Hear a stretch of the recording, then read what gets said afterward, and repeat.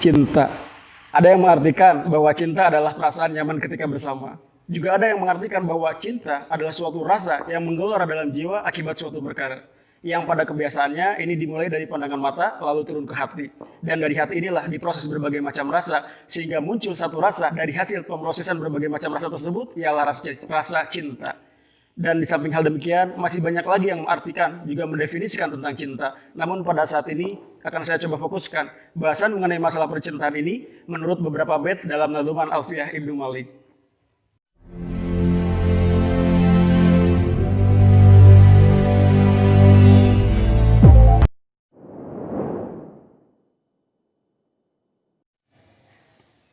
Assalamualaikum warahmatullahi wabarakatuh.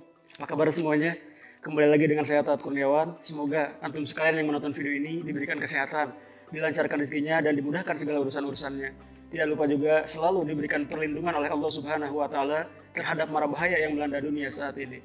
Alhamdulillah, puji dan syukur senantiasa kita panjatkan kepada Allah Subhanahu wa Ta'ala, Zat yang telah menurunkan cinta ke dalam hati kaum mukmin dan Zat yang telah menganugerahkan kepada kita cinta yang terbaik, yang dengan cinta itu kita bisa saling berkasih sayang di antara sesama manusia, kita bisa saling tolong bantu di antara sesama manusia, dan dengan cinta itu pula kita bisa berdakwah di jalan Allah. Juga dengan cinta itu pula lah harta, nyawa, jiwa seolah tiada berarti demi melihat wajahnya dan mendapatkan ampunan darinya.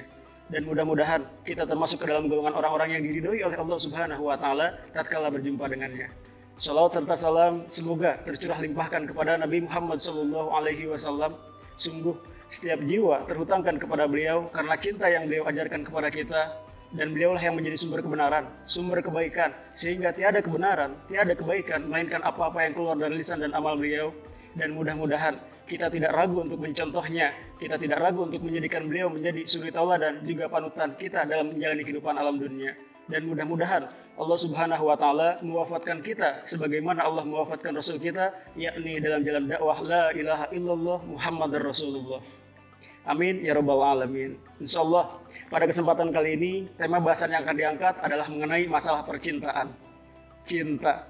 Ketika kita berbicara tentang cinta, maka ini sangat erat kaitannya dengan yang namanya jodoh. Juga erat kaitannya dengan yang namanya nikah. Namun perlu kita garis bawahi di sini bahwa cinta dan pernikahan adalah ibarat kedua buku yang berbeda. Keduanya tidak bisa disatukan. Ketika kita ingin berbicara tentang cinta, maka bacalah buku cinta. Ketika kita ingin berbicara tentang nikah, maka bacalah buku nikah. Menikah tidak harus berdasarkan cinta, dan cinta tidak selalu berujung kepada sebuah pernikahan. Nah, hal demikian sejalan dengan pendapat seorang penyair yang mengatakan bahwa menikah itu nasib dan mencinta itu takdir. Engkau bisa berencana ingin menikah dengan siapa, tapi tak bisa kau rencanakan cintamu untuk siapa.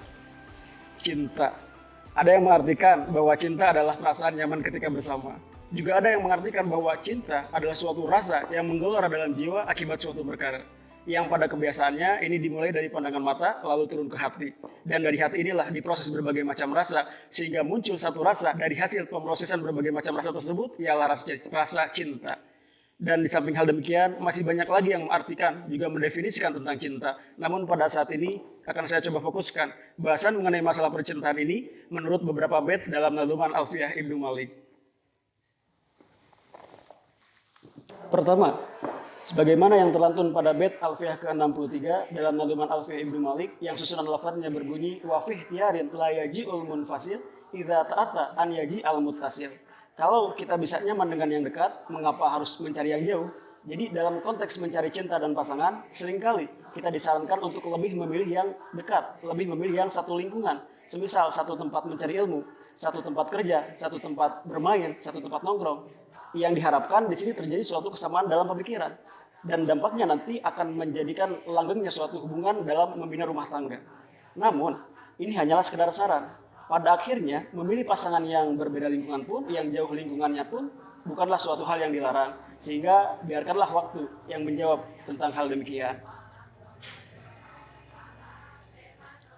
Kedua, ada kalanya pasangan yang cocok itu berawal dari orang yang tidak kenal sama sekali. Sebagaimana lantunan bait Alfiyah yang berbunyi, faqad yakunani munakkaraini kama yakunani mu'arrafaini. Ada pepatah yang mengatakan bahwa tak kenal maka tak sayang. Memang pada dasarnya demikian, lazimnya seperti itu. Ketika kita sudah saling mengenal, ketika kita sudah saling bersama, maka di sini akan timbul suatu rasa, dan pada kebiasaannya rasa yang timbul itu adalah rasa cinta. Namun disinilah suatu keajaiban cinta. Banyak sekali pasangan yang bersatu, banyak sekali pasangan yang berjodoh karena hal-hal yang sederhana. Ada kalanya baru pertama kali bertemu, baru pandangan pertama, namun bisa tembus kepada garis finish yang disebut dengan pernikahan. Ketiga, tentukanlah pilihan cinta yang terbaik. Sebagaimana lantunan bait Alfiah yang berbunyi, in amila niktado yafis min amal, qoblu falil wahidi min humal amal, wathani aula inda ahlil basroh, wahtaro aksan goiruhum dha usroh. Memilih pasangan, memilih jodoh adalah bukan suatu hal yang main-main. Perlu pertimbangan yang matang, juga pastinya sesuai dengan keinginan hati. Semisal, ada seorang wanita yang dicintai oleh dua orang pria. Kemudian pastinya yang dilakukan oleh wanita tersebut adalah memilih salah satu daripada keduanya. Dan tentunya pemilihan tersebut adalah berdasarkan pertimbangan yang matang, juga sesuai keinginan hati. Sebagaimana perdebatan yang terjadi pada ulama ahli nahwu tersebut, bisa saja wanita tersebut tadi itu memilih yang pertama karena paling duluan menyatakan cinta. Namun bisa saja wanita tersebut memilih yang kedua karena paling baru gitu kan.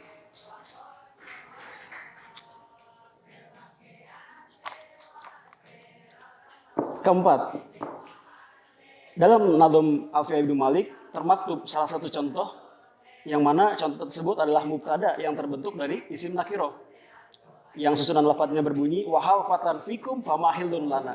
Artinya, apakah sudah ada lelaki di sampingmu karena aku belum memiliki kekasih. Nah, bait ini menjelaskan bahwa dalam proses mencari cinta maka kita harus melenyapkan budaya tikung menikung. Jadi etika kita mengutarakan perasaan kita, maka sebelumnya kita harus mengobservasi terlebih dahulu. Apakah target yang akan kita tembak itu sudah memiliki pasangan atau belum? Apakah target yang akan kita tembak ini sudah dilamar atau belum? Karena dalam Islam itu sendiri, melamar atau menyatakan cinta kepada seseorang yang telah dilamar adalah suatu hal yang dilarang. Memang, cinta tak bisa disalahkan. Juga memang janur kuning belum melengkung. Namun, cinta kita di sini perlu etika dan tata krama. Karena tikung menikung itu sendiri adalah bukan suatu tata krama. Kelima, jarak jauh sekalipun tak mampu memadamkan api cinta. Nah, hal demikian sejalan dengan naduman bait Alfiah yang berbunyi wa ulqatun hasilatun bitab'i ka ulqatin binafsil ismil waqi'i. Dalam proses cinta jarak jauh atau dalam hubungan LDR, ini terkadang kita mengharapkan suatu pertemuan namun sulit dilakukan.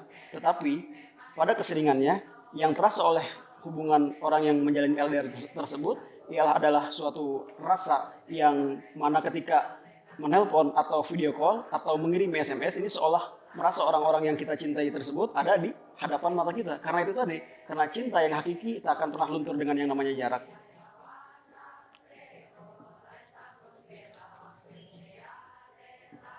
Keenam, dalam proses memahami dan juga menjalin tentang percintaan, maka kita harus paham dengan apa yang disebut dengan move on. Dalam Nadhuman Alfiah Ibnu Malik tersebut salah satu bait yang berbunyi yanubu maf'ulun bihi anfa'il fi malahu kanila khairun na'il. Ada segelintir orang yang mana ia belum menemukan sebuah pencerahan tatkala ia merasakan pahitnya cinta. Bahkan ia bertekad untuk tidak merasakan cinta kembali atau bisa dibilang dengan trauma. Nah, perlu kita ketahui bahwa ini adalah suatu hal yang salah atau hal yang kurang tepat. Kenapa? Karena kita harus meyakini bahwa jodoh itu sudah ditentukan oleh Allah Subhanahu wa taala, sudah pasti kelak kita akan dipertemukan. Sebagaimana kalau misalkan kita belum yakin, maka coba buka Quran surat An-Najm ayat ke-45. Di sana disebutkan wa annahu khalaqaz zaujaini dzakara wal unsa. Dan dialah Allah Subhanahu wa taala yang telah menciptakan pasangan bagi setiap laki-laki juga perempuan. Belum cukup Quran surat Ar-Rum ayat 21. Wa min ayatihi an khalaqalakum min anfusikum azwajan litaskunu ilaiha wa ja'ala bainakum mawaddatan warahmah. Dan di antara tanda-tanda kekuasaannya adalah Allah Subhanahu wa taala menciptakan pasangan dari jenis-jenismu sendiri. Dan itulah kepastian yang Allah berikan kepada setiap manusia. Maka dari itu kita jangan khawatir tentang masalah jodoh. Dan yang perlu kita lakukan adalah memantaskan diri, memperbaiki diri agar kita menjadi pribadi yang berkualitas sehingga akhirnya kita dipertemukan dengan orang-orang yang berkualitas juga dan dijadikan oleh Allah Subhanahu wa taala sebagai jodoh kita.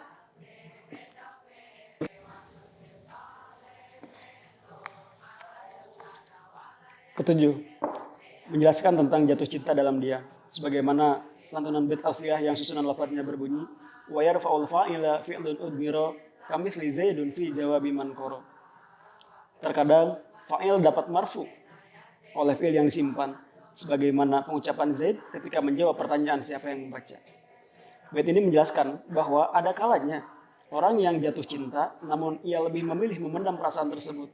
Ia menyimpan perasaan tersebut bukan karena apa-apa, tapi ia memiliki prinsip bahwa cinta untuk saat ini hanyalah sekedar keinginan yang belum sampai tingkat kebutuhan. Karena ia mencinta dengan cara yang indah namun luar biasa. Karena cinta di sini adalah bukan sekedar merasa nyaman, tapi memberi rasa nyaman. Karena cinta di sini bukanlah hanya sekedar menerima, tetapi memberi dan juga menerima. Maka dari itu, mari kita sama-sama coba merenungkan tentang apa itu cinta yang terbaik. Pastinya cinta yang terbaik di sini adalah menurut Allah Subhanahu wa taala. Dan pastinya antum sekalian juga termasuk saya, setiap hari pasti berdoa kepada Allah agar diberikan tentang jodoh yang juga pasangan yang terbaik. Sebagai salah satu contoh doanya, Rabbana hablana min azwajina wa dzurriyyatina qurrata a'yun waj'alna lil muttaqina imama. Dan masih banyak doa-doa lainnya agar kita dipertemukan dengan jodoh yang terbaik. Cinta terbaik adalah ketika kita mencintai kekasih kita dan hal tersebut membuat iman kita bertambah, takwa kita mendewasa. Cinta terbaik adalah ketika cinta kita kepada pasangan kita membuat akhlak kita semakin karimah. Yang mana ia menjadi penegur saat hati kita luntur, ia menjadi pengingat atau juga menjadi penasihat saat kita akan berbuat maksiat, dan juga ia yang menjadi penghibur saat semangat kita lebur. Dan cinta terbaik adalah ia yang tidak hanya ingin bersamamu di dunia, namun juga ingin bersamamu juga sampai sehidup sesurga. Itulah algoritma cinta menurut beberapa bait dalam nazuman Alfiyah Ibnu Malik. Sebagai penutup, ada kata-kata mutiara yang termaktub dalam nazm Alfiyah Ibnu Malik, di mana bait tersebut berbunyi wa alifan zid qablaha muakkida fi'lan ila nunil inasi usnida.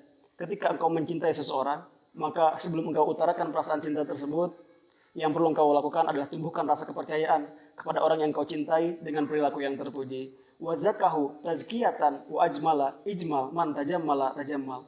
Hiasilah hatimu, sucikanlah hatimu dengan perilaku yang baik, sebagaimana orang-orang yang pandai mensucikan hatinya juga mensucikan dirinya dengan perilaku-perilaku yang terpuji. Semoga apa-apa yang disampaikan bisa bermanfaat. Mari kita sama-sama ambil yang baik dan buang yang buruk. Ambil yang penting dan buanglah yang tidak penting. Wallahu muwaffiq ila aqwamit thoriq. Wabillahi taufiq wal hidayah wal ridha wal inayah. Wassalamualaikum warahmatullahi wabarakatuh.